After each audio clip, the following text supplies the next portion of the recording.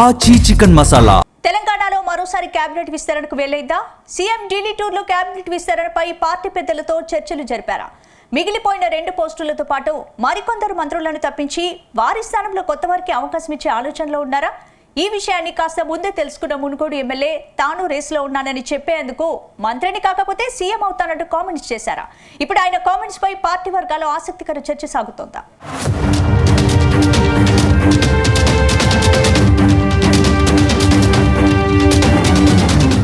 తెలంగాణలో కేబినెట్ విస్తరణపై మళ్లీ ఊహాగానాలు మొదలయ్యాయి.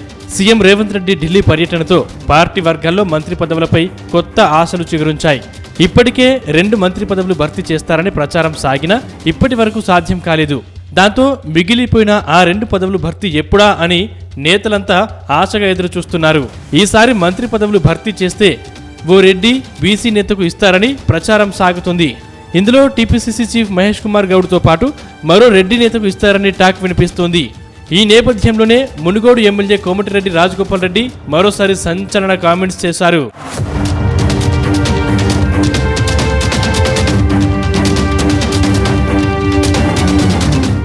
కొద్ది రోజులుగా మంత్రి పదవి కోసం రాజగోపాల్ రెడ్డి ఆశగా ఎదురుచూస్తున్నారు.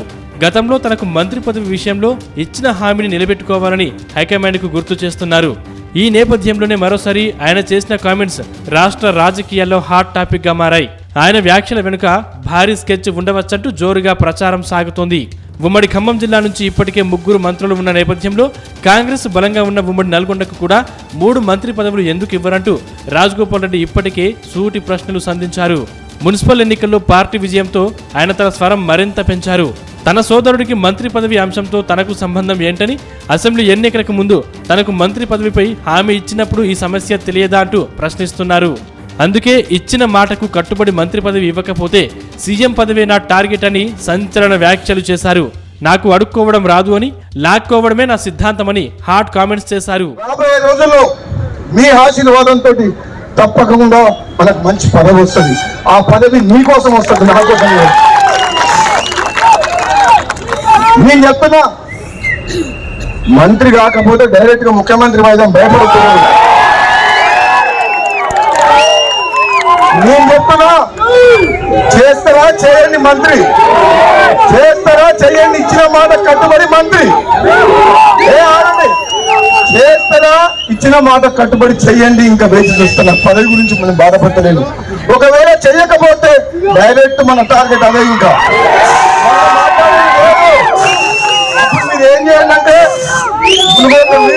మునుగోడు మీరు చూసుకోవాలి, తెలంగాణ నేను చూసుకుంటావా?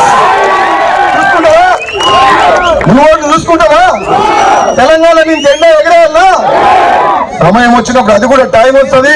మీ అందరి అభిమానానికి, మీ ప్రేమకు, నా తమ్ముళ్ళు నా మీద చూపించే ప్రేమకు నిజంగా జన్మలకు రుణపడి ఉంటా అని చెప్పి తెలియజేస్తూ సెలవు తీసుకున్నా. Thank you. జై కాంగ్రెస్. అయితే మంత్రి పదవిపై రాజగోపాల్ రెడ్డి వ్యాఖ్యల రచ్చ కొనసాగుతుండగానే మరోవైపు ఎమ్మెల్యే మల్రెడ్డి రంగారెడ్డి సైతం మంత్రి పదవి విషయంలో చేసిన వ్యాఖ్యలు మరింత రచ్చరేపాయి. రంగారెడ్డి జిల్లాకు మంత్రి పదవి విషయంలో తన సామాజిక వర్గమే అడ్డైతే నేను ఎమ్మెల్యే పదవికి రాజీనామా చేసేందుకు రెడీ అని ప్రకటించారు. తాజాగా సీఎం రేవంత్ రెడ్డి ఢిల్లీ పర్యటనలో ఏఐసీసీ అధ్యక్షుడు మల్లికార్జున ఖర్గే, అగ్రనేతలు రాహుల్ గాంధీ, ప్రియాంక గాంధీ, వేణుగోపాల్ను కలిశారు. ఈ నేపథ్యంలో మంత్రివర్గ విస్తరణ, పునర్వ్యవస్థీకరణపై చర్చించి ఉంటారని పార్టీ వర్గాలు భావిస్తున్నాయి. ఈ నేపథ్యంలో ఆశావహులు తమ వాయిస్ రేస్ చేస్తున్నారని, అందుకే రాజగోపాల్ రెడ్డి, మల్రెడ్డి రంగారెడ్డిలు తాజా వ్యాఖ్యల కలకలమని పార్టీ వర్గాల్లో అంతర్గతంగా చర్చ జరుగుతోంది.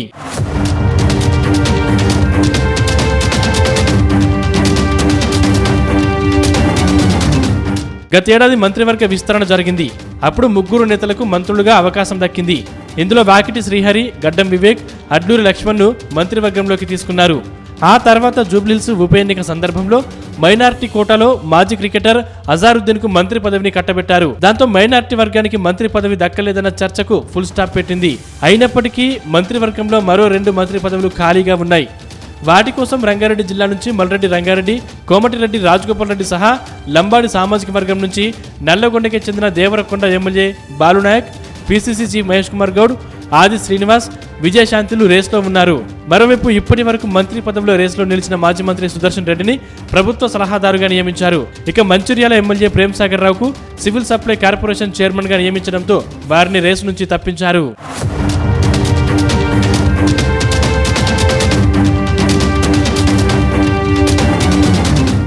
ప్రస్తుతం రాష్ట్రంలో కాంగ్రెస్ పార్టీ 2 ఏళ్ల పాలనను విజయవంతంగా పూర్తి చేసుకుంది.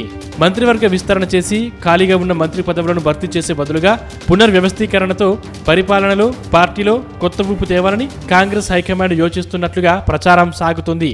విస్తరణ కేవలం రాజకీయంగానే కాకుండా రాష్ట్ర పరిపాలనను మరింత చురుగ్గా మార్చే దిశగా ఉండాలంటే పునర్వ్యవస్థీకరణే సరైందన్న వాదన వినిపిస్తుంది. పనితీరు బాగాలేని కొంతమంది మంత్రులను తప్పించి అదే వర్గానికి చెందిన మరికొందరికి అవకాశం కల్పించడం, సామాజిక న్యాయ సూత్రాన్ని అనుసరించి ఎస్సీ, ఎస్టీ లేదా బీసీ వర్గాల్లోని కీలకమైన ఉపవర్గాలకు కేబినెట్లో ప్రాతినిధ్యం కల్పించడం, మరికొంతమంది మంత్రుల శాఖలను మార్చడం బెటర్ అన్న వాదన పార్టీ వర్గాల్లో బలంగా వినిపిస్తుంది. మొత్తం మీద త్వరలో మంత్రివర్గ విస్తరణ జరిగితే 2 మంత్రి పదవులతో పాటు 4 కొత్త ముఖాలకు పదవులు దక్కే అవకాశం ఉందన్న చర్చ సాగుతుంది. అలాగే ప్రభుత్వ చీఫ్ విప్ ఇతర పదవులను భర్తీ చేస్తే మరికొందరిని సంతృప్తి పరచవచ్చన్న చర్చ నడుస్తోంది. ఈ నేపథ్యంలో మునుగోడు ఎమ్మెల్యే ఇలాంటి కామెంట్స్ చేశారన్న చర్చ సాగుతోంది.